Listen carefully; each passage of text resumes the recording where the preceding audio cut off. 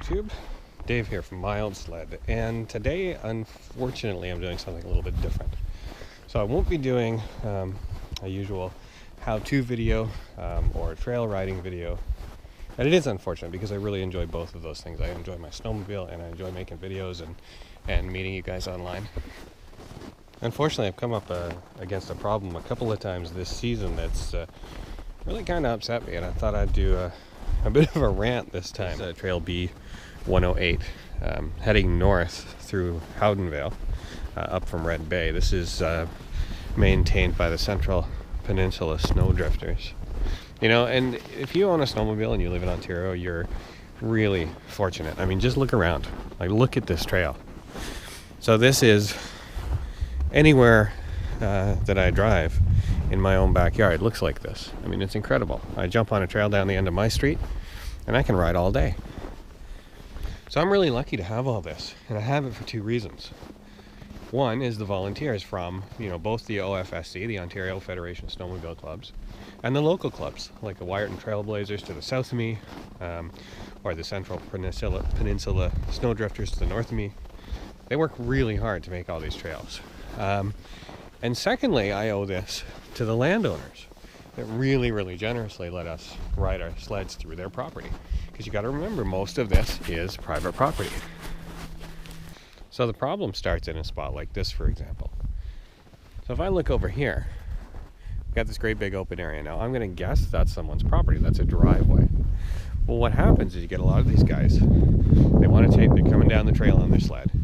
They look over there, they see all that fresh, untouched powder, and they think, I'm going to ride there. Okay? But guys, you can't do that. That's private property. Somebody owns that. So this person, not only do they own that property, but they've also been decent enough to give the OFSC or the local club permission to bring their sleds through here. And you know what? I get it, guys. Not everybody that goes off the trail is necessarily evil. Sometimes you're just out with your friends and you're having fun and you forget. But sometimes it's more than that. Some people just have a blatant disregard for other people's property. And let me show you the problem with that. So when you're riding on the trail and you're getting a little bored and you want to go off and you want to hit that jump or drive in that powder, if you don't have permission to do it, don't. Because here's what happens when you don't. Okay? So here's an example where this landowner has closed this trail off to snowmobile riders. Now, this is pretty significant because this is a major part of the trail from Mar to the south of us, right up to the northern peninsula, right? So I've been hearing a lot of that this season, where trails are being closed because people are being inconsiderate. So I got a couple of messages for riders. Stay on the trail. I mean, there's something like 20,000 kilometers of groomed trails in Ontario alone.